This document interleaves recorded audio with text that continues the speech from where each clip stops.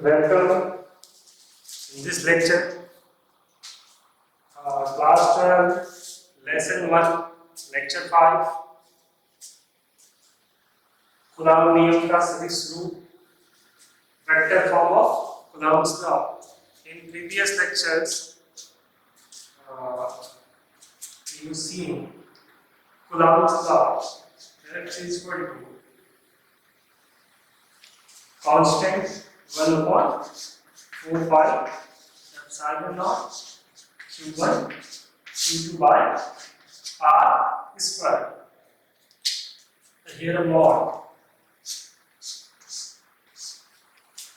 ठीक है, हमने देखा मात्रा क्या होता है बल का, न्यूटन। हमने पिछले क्लास में देखा कि कूलॉम्स लॉ हमें बताता है कि दो चार्ज Q1 और Q2, यहाँ बात कर रही है दो चार्ज Q1 और Q2 जिनके बीच की दूरी कितनी है, जिनके बीच की दूरी है r, उनके बीच लगने वाला फोर्स कितना है, 1/4 pi epsilon naught q2 by r square. 1/4 pi epsilon naught एक कांस्टेंट होता है जिसकी वैल्यू क्या होती है, 9 × 10⁹ न्यूटन मीटर स्क्वायर पर कूलॉम्ब स्क्वायर। ठीक है, और ये हमने क्लास में देखा। इस क्लास में हम देखेंगे ये जो कूलॉम्ब का नियम है इसका सदिश रूप। सदिश रूप मतलब ये जो हमारा भी फॉर्मूला है ये बस ये बताता है कि बल कितना लग रहा है। ये हमारा फॉर्मूला हमें बताता है कि बल कितना लग रहा है, ये नहीं बताता कि बल किस दिशा में लग रहा है। ओके, तो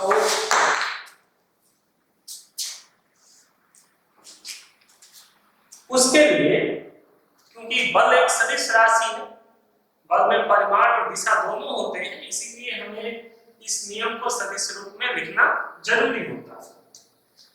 तो हमें सदिश नियम ज्ञात करना है, बाकी शुरू करते हैं। कैसे करेंगे, इसी फिगर को लेके शुरू कर सकते हैं या दूसरा बना लेते हैं। देखिए हमारे पास दो आवेश Q1 और Q2, Q1 और Q2। मान लीजिए ये आवेश रखे गए हैं कहीं पे और आप कार्टेशियन कोऑर्डिनेट सिस्टम पढ़े होंगे, जैसे ये होता है आपका YH, ये होता है XH। यहाँ मान लीजिए कोई बिंदु है तो उसकी यहाँ से आप दूरी नापते हैं। दूरी के लिए आप कुछ तरीके लगाते हैं, जैसे इस दूरी को आप स्मॉल x कहते हैं, इस दूरी को स्मॉल y कहते हैं। तो ये x होता है तो ये भी x हो जाता है। इसे आप मान लीजिए किससे लिखते हैं, r से। ये जो दूरी है ये कहाँ से होती है, ये मूल बिंदु से होती है। मूल बिंदु को किससे लिखते हैं, O से। और मान लीजिए एक बिंदु है A, तो OA के बीच की दूरी कितनी है, OA के बीच की दूरी r। अब ये है x, ये है y, ये कोण कितना होगा, 90°। तो आप क्या करेंगे, आप फॉर्मूला लगाएंगे पाइथागोरस प्रमेय का। 90° के सामने क्या होता है, कर्ण। कर्ण का वर्ग बराबर लंब का वर्ग धन आधार का वर्ग धन लंब का वर्ग। r = x² + y²। ठीक है, ये इतना आप जान लीजिए, क्वेश्चन सॉल्व करने में आपको सहायता होगी। हमें इस फॉर्मूले से यहाँ अभी कोई मतलब नहीं है, बस आपको इसलिए बताया कि आप न्यूमेरिकल सॉल्व करें तो आपको दिक्कत ना हो कि r कैसे निकालते हैं। तो r क्या है, r बेसिकली मूल बिंदु से इस बिंदु A की दूरी है। तो मान लीजिए ये जो दो आवेश हैं ये भी मूल बिंदु से किसी दूरी पर होंगे। मान लीजिए यहाँ कहीं पे मूल बिंदु है, ठीक है, जल्दी नहीं यही हो, मैं मान रहा हूं, मान लीजिए ये जो हमारा है ये मूल बिंदु O है, ठीक। थोड़ा नीचे हो गया, फिगर बनाने में दिक्कत होगी, इसको कर लेता हूं। तो ये मान लीजिए हमारा मूल O से Q1 की कुछ दूरी होगी, O से Q1 की दूरी को मान लेते हैं R1, Q1 है तो R1, सही है। और Q2 की दूरी को मान लेते हैं, O से जो Q2 की दूरी है उसे मान लेते हैं R2, पूरी लाइन कहीं होगी, ठीक है। O से Q2 की दूरी को क्या मान लेते हैं R2, O से Q1 की दूरी R1 और O से Q2 की दूरी R2।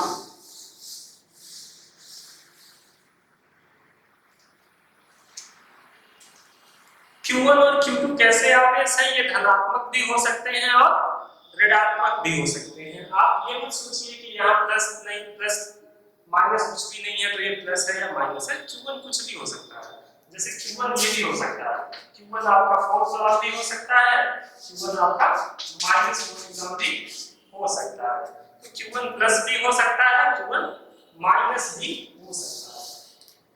तो हमारे पास दो तरीके के दो आवेश जिनकी मूल बिंदु से दूरी कितनी है R1 और R2, इनको एक रेखा मिलाते हैं, एक रेखा से, ठीक।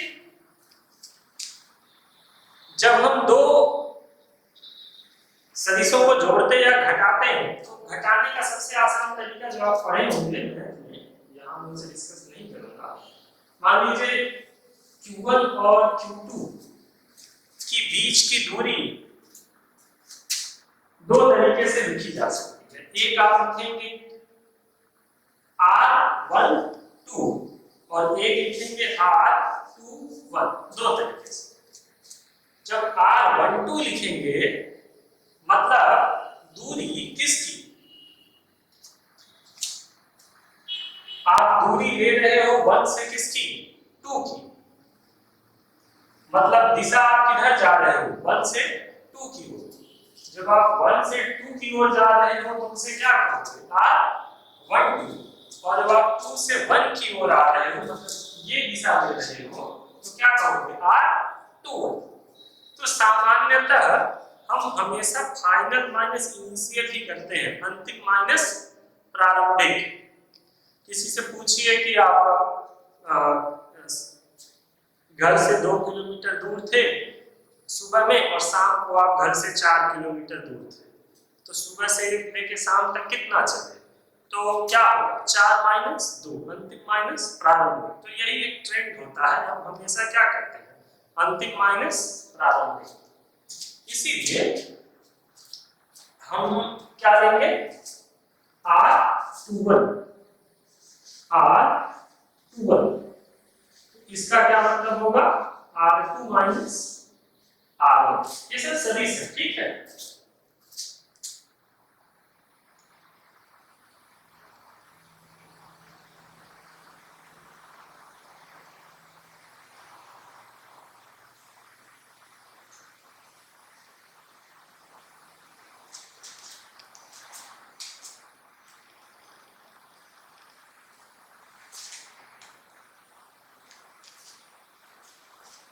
तो ये आपकी दिशा है किसकी, ये आपकी दिशा है R1 की, ये आपकी दिशा है R2 की, और R21 तो मतलब कौन सी दिशा हो गई 2 की ओर, तो ये आपकी दिशा है कौन सी R21।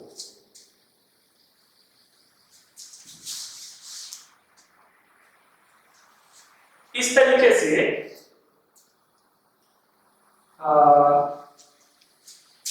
ये जो मैं आगे बढ़ा रहा हूं ये दिशा है किसकी बल की, ठीक है।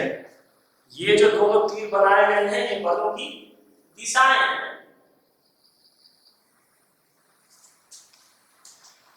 ये है आपका आपकी दिशा F12 की, F12 की मतलब F पे लगने वाला Q1 पे लगने वाला बल किसके कारण?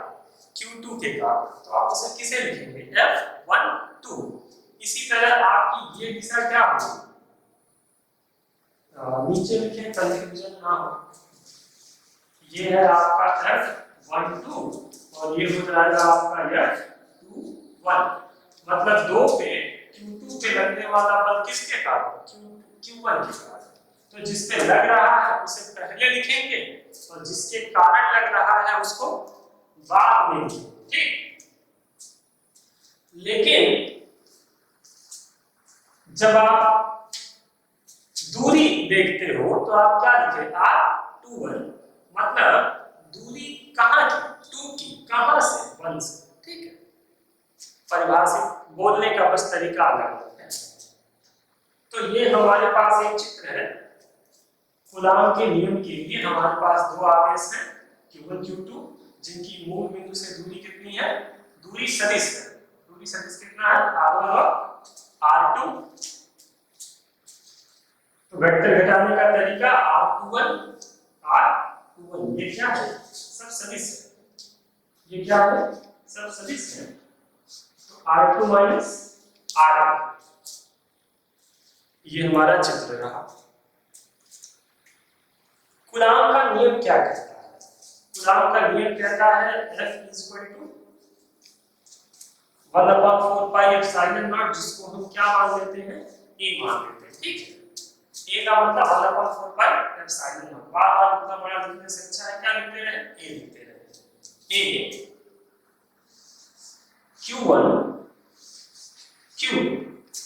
Q1 और Q2 बटा R स्क्वायर। ये हमने पढ़ा था। अभी आप लिखिएगा ये कुछ, मैं लिखवाऊंगा, ठीक। तो यहां सदिश कौन हो सकता है? कौन होगा? बल। ए एक नियतांक है। Q1 Q2 क्या है? आवेश है। वो एक गुण है, ना सदिश होता है ना अदिश। आवेश ना सदिश है ना अदिश है।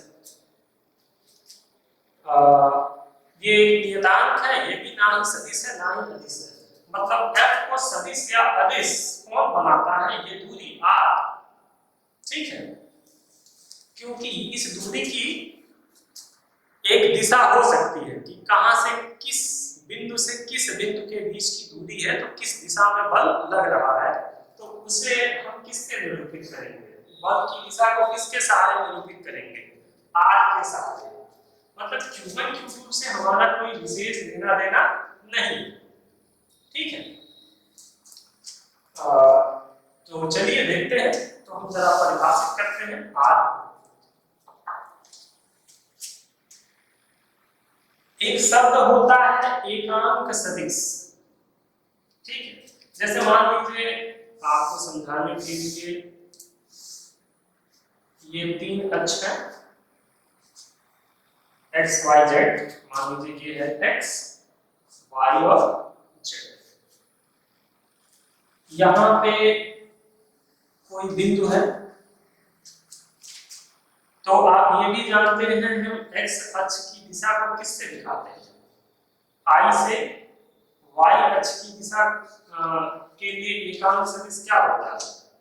j कैप लगा देते हैं ऊपर। तो I x अक्ष की दिशा I कैप वेक्टर फॉर्म में, y अक्ष की दिशा j कैप और z अक्ष की दिशा किससे आप दिखाते हैं?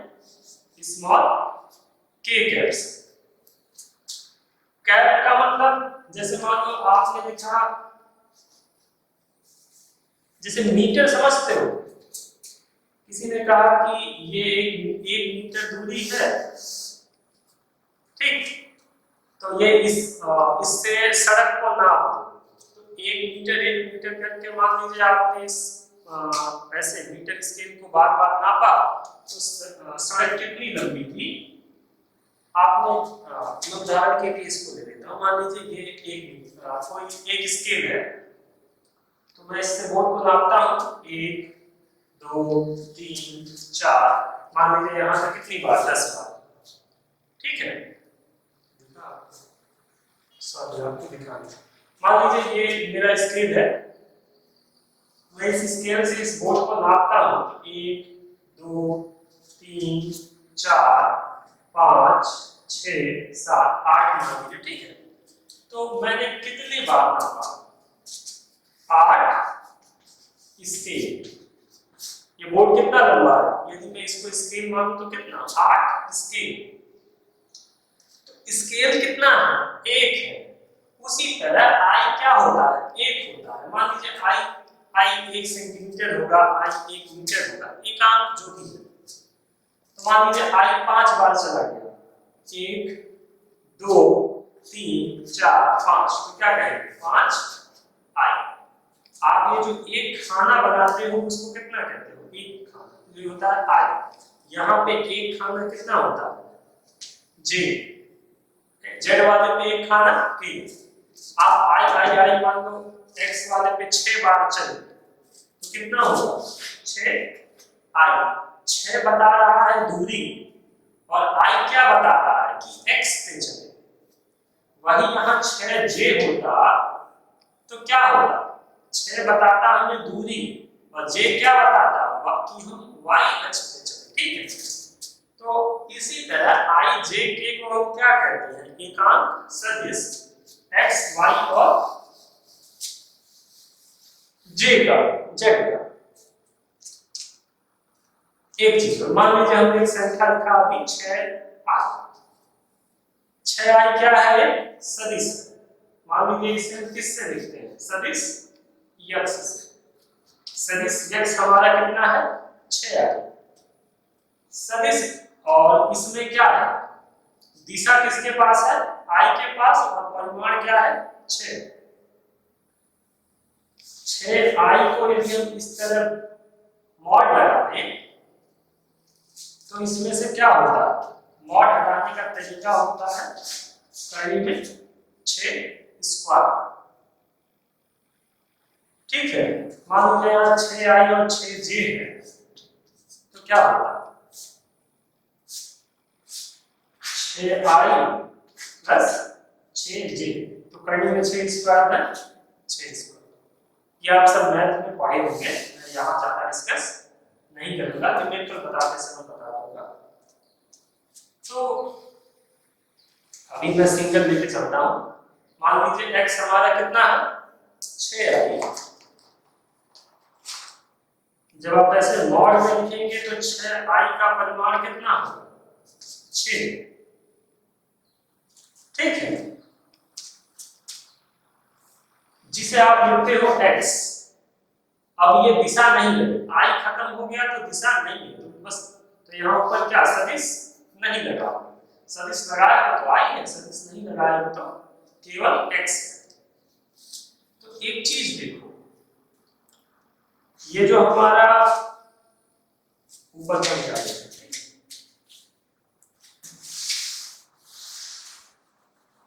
हेडिंग डाल लो, कूलॉम नियम का सदिश रूप।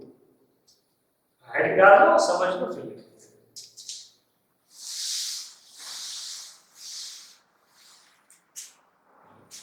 ठीक है। तो x सदिश में भाग दिए किससे, यक्ष से, ठीक। देखो क्या होता है, यक्ष सदिश क्या है हमारा, उदाहरण में क्या दिए थे, 6i, और हमारा यक्ष क्या है, 6, भाग दे दिए तो केवल क्या बचा, i। यानी किसी सदिश के, और i क्या है, एकांक सदिश है, i क्या है, एकांक सदिश है। मतलब जब किसी सदिश में उसके परिमाण से भाग दे देते हैं। अब देखो मैं उसको ऐसा क्यों लिखा, आपको पहले समझा देता हूं, ठीक है। ये है x वेक्टर कितना था, 6i। हमने क्या लिखा, हमने लिखा पहले वेक्टर x, माफ करिए, हाँ वेक्टर x का क्या निकाला, मॉड। तो वेक्टर x का मॉड, वेक्टर x का मान कितना है, 6i। वो 6i क्या है, 6i जब आप मॉड लिखे तो दिशा खत्म हो गई, धनात्मक ऋणात्मक खत्म हो गया, तो केवल क्या बचा, 6 बचा, जो कि क्या है, x है। तो हमने वेक्टर x में भाग दिया किससे, x से। अब इसको आप केवल x कहिए या इसको आप ये कहिए मॉड ऑफ वेक्टर x, दोनों बात एक ही है। आप मॉड ऑफ वेक्टर x कहिए या x कहिए। तो इसे आप ये भी लिख सकते हैं मॉड ऑफ वेक्टर x, या इसे आप ये भी लिख सकते हैं वेक्टर x बटा x। दोनों चीजें हैं, दोनों अलग अलग, दोनों एक ही चीजें हैं, अलग अलग किताबों में लिखी जाती हैं अलग अलग। दोनों का कोई विशेष, दोनों में कोई अंतर नहीं है। हाँ, ये लिखना स्पष्ट करता है, ये लिखना सीधे तौर पे आपको स्पष्ट करता है कि आपको इस सदिश का क्या लेना है, मॉड लेना है, परिमाण निकालना है। मॉड का मतलब यहाँ धनात्मक ऋणात्मक वाला मॉड नहीं है, यहाँ आपको क्या निकालना है, परिमाण निकालना है। दिशा नहीं चाहिए, केवल क्या चाहिए, परिमाण। तो हमने देखा जब किसी सदिश में उसके परिमाण से भाग दे देते हैं तो क्या बचता है, केवल एकांक सदिश। उसी प्रकार, और एकांक सदिश का परिमाण एक होता है और उसकी दिशा, किसकी दिशा, जो x की दिशा है वही किसकी दिशा है, i की भी दिशा है। x वेक्टर x की दिशा क्या है, i, और यहाँ की दिशा क्या है, i। यहाँ परिमाण 6 है और यहाँ परिमाण कितना है, 1। तो आप देखते हैं कि दिशा नहीं बदली, केवल क्या बदला, परिमाण बदला। उसी प्रकार मान लीजिए जो वेक्टर हमारा r21 है, वेक्टर क्या है, r21 है, इसमें हम भाग दे दें r21 के परिमाण से, तो हमें क्या मिलेगा, हमें मिलेगा r21 का एकांक वेक्टर, जिसका परिमाण कितना होगा, 1 होगा, और दिशा वही होगी जो r21 की होगी। तो ये पूरा समझाने का मतलब मेरा ये बताना था आपको कि जब किसी सदिश में उसके परिमाण से भाग दे देते हैं तो क्या मिलता है, एकांक सदिश, जिसका परिमाण 1 होता है। मतलब आप उसको कहीं भी गुणा कर दीजिए कोई फर्क नहीं पड़ता। 5 में 1 से गुणा कर दीजिए कोई फर्क पड़ेगा नहीं, 10 में 1 से गुणा कर दीजिए कोई फर्क पड़ेगा नहीं।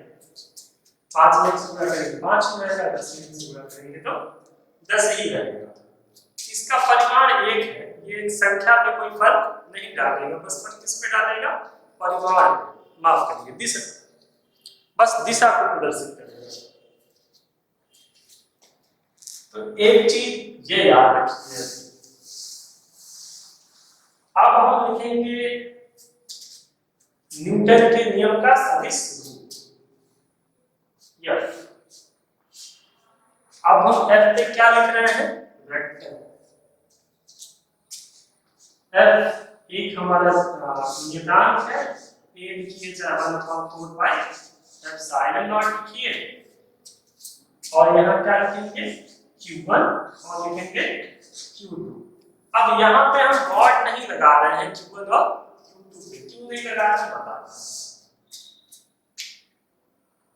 और यहाँ पे क्या है, इन दोनों के बीच की दूरी जो कितनी है, r21, ये केवल परिमाण है, केवल क्या है, परिमाण है। तो चलिए हम परिमाण को केवल ऐसे लिखते हैं,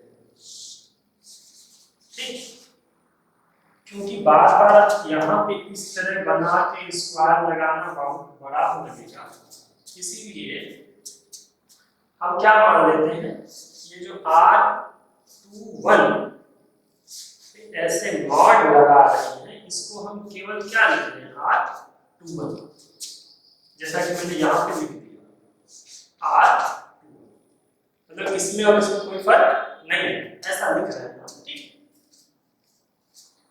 तो F की दिशा है, दिशा किसकी है, F की, r21 R21 है तो बल को भी क्या लिखेंगे, F21 लिखेंगे। F21 मतलब बल किस पे लग रहा है, आवेश Q2 पे, किसके कारण, Q2 के कारण। तो 2 पे लग रहा है 1 के कारण, मतलब 1 2 पे बल लगा रहा है, तो दिशा भी क्या है, R21। यहाँ पे क्या होगा, स्क्वायर होगा। दिशा किसकी, क्योंकि अब इसके पास तो परिमाण नहीं है, तो F21 की दिशा किसकी है, R21 की है, जिसका एकांक सदिश अभी हमने निकाला। R21 का एकांक सदिश क्या है, R21 कैप। तो इस प्रकार ये हमारा पहला फॉर्मूला। ठीक, जो ये चीज हम यहां लिखे हैं, इसको हम कहां लिखेंगे, बगल में ऐसे लिख सकते हैं, क्योंकि हमने एक नई राशि लिखी है R21 कैप। इसका मान क्या है, इसका मान है वेक्टर R21 में जब हम भाग देते हैं किसके, उसके परिमाण से। ठीक, 2 पे Q2 पे Q1 के कारण लगने वाला बल, ये फॉर्मूला है। अब देखिए, इसी प्रकार यदि हमको F12 चाहिए, F12 मतलब Q1 पे Q2 के कारण बल, तो हम निकाल सकते हैं 1/4 pi epsilon not Q1 Q2 by R12। जहां यहाँ 2 1 था तो उसको क्या कर दिया, 1 2 कर दिए, और दिशा भी किसकी हो गई, 1 2 की हो गई। तो ये हमारा दूसरा फॉर्मूला हो गया। ठीक, अब ये दोनों क्या बराबर हैं, देख लेते हैं। क्योंकि आप देखिए, इस दूरी को R12 लिखो या R21 लिखो, यहां से यहां तक की दूरी या यहां से यहां तक की दूरी बदल थोड़े रही, बस दिशा बदल रहा है। फिर यहां से यहां की बात करोगे तो 21 लिखोगे, यहां से यहां तक की बात करोगे तो 12 लिखोगे। R21 क्या है, देखो R21 जो है R2 माइनस R1, माइनस कर लो कॉमन, क्या हो जाएगा R1 माइनस R2। अब R1 माइनस R2 क्या है, R12। तो R21 बराबर माइनस R12। ठीक, देखो R21 बराबर माइनस R12, मतलब दोनों समान है, बस किसका अंतर है, दिशा का अंतर है। तो बल F1 F21 और F12 भी बराबर है, बस अंतर किसका है, दिशा का। तो चलो पहले लिख लेते हैं थोड़ा, उसके बाद क्योंकि बोर्ड अब भर गया है। तो लिखिए, हेडिंग डाल दिए हैं आप, कुलाम्ब नियम का सदिश रूल, उसमें लिखिए बल एक सदिश राशि है जिसमें परिमाण के साथ दिशा भी होती है। पूर्णविराम।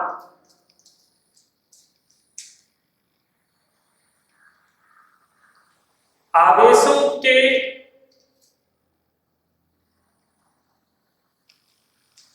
मध्य लगने वाला बल आकर्षण अथवा प्रतिकर्षण दोनों प्रकार का होता है, जो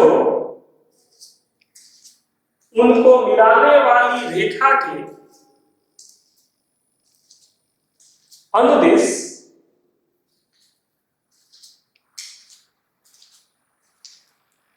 कार्य करता है।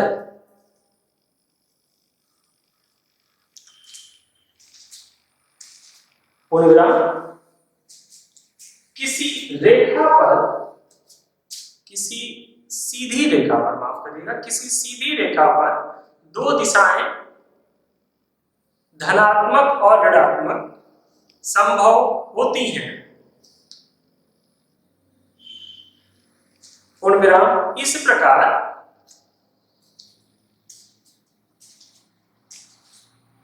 आवेशों के मध्य लगने वाले स्थिर वैद्युत बल अथवा कूलाम बल को सदिश रूप में लिखकर आवेशों को मिलाने वाली रेखा पर बल की दिशा ज्ञात की जा सकती है। पूर्ण विराम।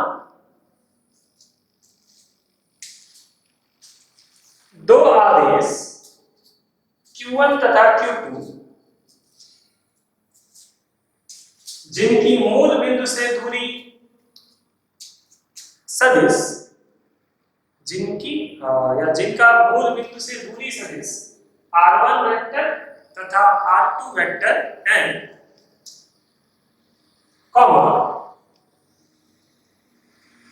स्थित है। पूर्ण विराम। चित्र बना लीजिए। चित्र का कोई भी चित्र बनाए, कुछ उसका नाम दे देना चाहिए। यहाँ पे आप क्या दिखाना चाह रहे हैं? कूलाम के नियम का सदिश रूप दिखा दीजिए। यहाँ लिखिए चित्र का नाम, कूलाम नियम का सदिश रूप। कूलाम नियम का सदिश रूप। ठीक है।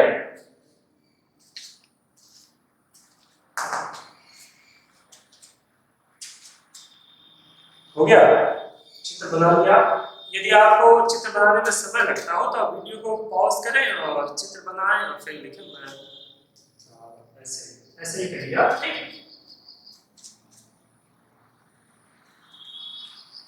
उसके बाद लिखिए नीचे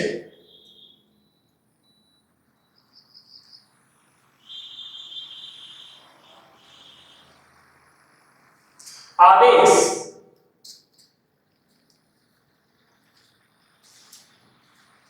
Q2 की Q1 से दूरी R21 बराबर R2 माइनस R होगी। पहली लाइन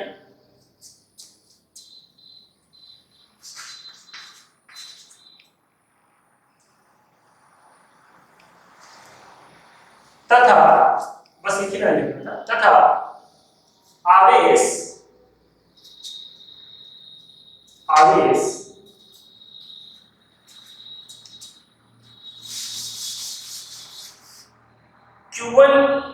Q1 की Q2 से दूरी R12 दूरी सदिश, आवेश Q1 की Q2 से दूरी सदिश R12 बराबर R1 माइनस R2। ठीक है, लिख लिया? ठीक।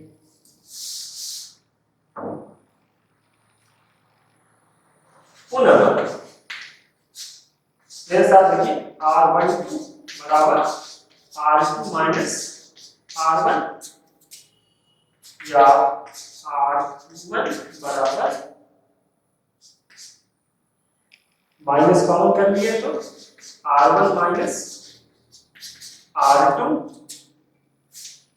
या R21 सदिश बराबर माइनस R12 सदिश।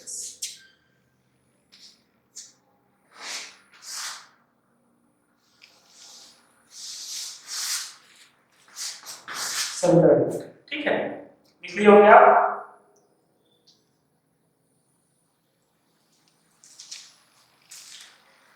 उसके बाद नीचे लाइन लिखिए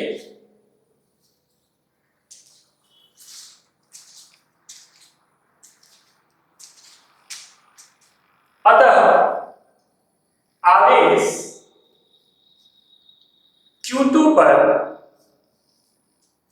अतः आवेश Q2 पर आवेश Q1 के कारण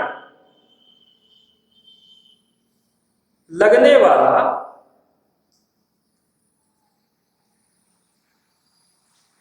बल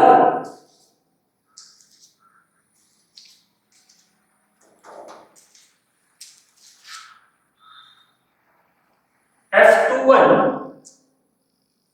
सदिश, ये पूरा एक लाइन लिख लीजिए, बगल में ये लिख लीजिए, बस एक लाइन लिखिएगा, ठीक है। इसको कर लीजिएगा समीकरण 2। नीचे लाइन में इसी प्रकार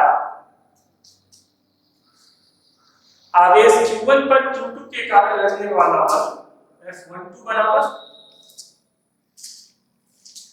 ये हो जाएगा आपका समीकरण 3, बगल में लिख लीजिएगा, R12 सदिश बराबर R12 सदिश बराबर R1, R12 एकांक सदिश बराबर R12 सदिश बेटा R12 का परिमाण लिख लिए। इसे मिटा देते हैं।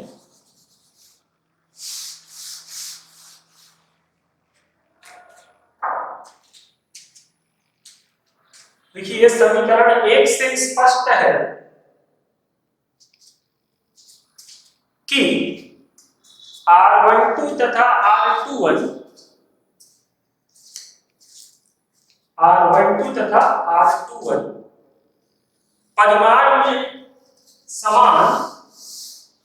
परिमाण में समान है, केवल दिशा में विपरीत है। अतः F12 बराबर माइनस F21, या F21 पहले लिख रहे हैं तो F21 बराबर माइनस F12।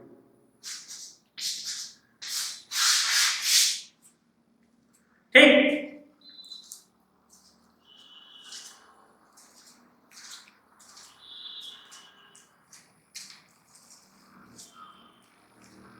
तीन चीजें हो गई।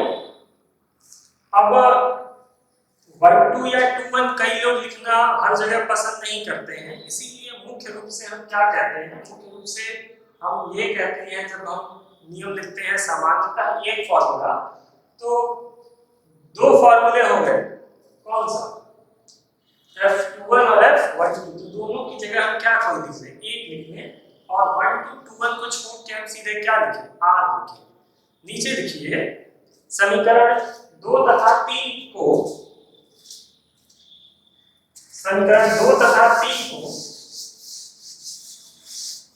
सम्मिलित रूप से लिखने पर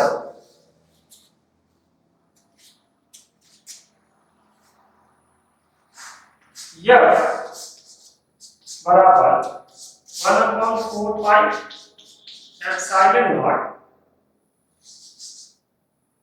Q1 Q2 बटा R स्क्वायर सदिश R। नीचे से हम कर लेते हैं समीकरण 4। देखिए उपरोक्त समीकरण 4 कूलाम के नियम के सदिश रूप को प्रदर्शित करता है। ठीक, ये हमारा यहां तक हमारा प्रश्न पूरा हुआ। एक चीज देखने की बात है,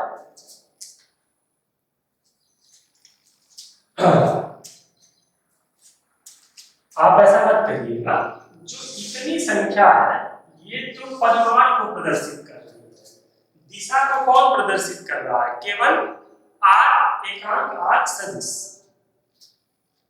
तो ये तो धनात्मक या ऋणात्मक हम इसको लिखते हैं। मान लीजिए दोनों धनात्मक है, कौन, Q1 और Q2, Q1 और Q2 दोनों धनात्मक रहेंगे तो क्या होगा, यहां चिन्ह किसका आएगा, धनात्मक। जब यहां चिन्ह धनात्मक का आएगा मतलब बल किसका, प्रतिकर्षण का। नोट में आप लिख सकते हैं चाहिए तो, यदि F क्या है,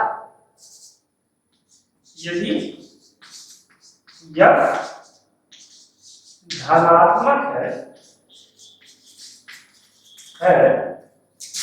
तो बल किसका होगा? प्रतिकर्षण का होगा।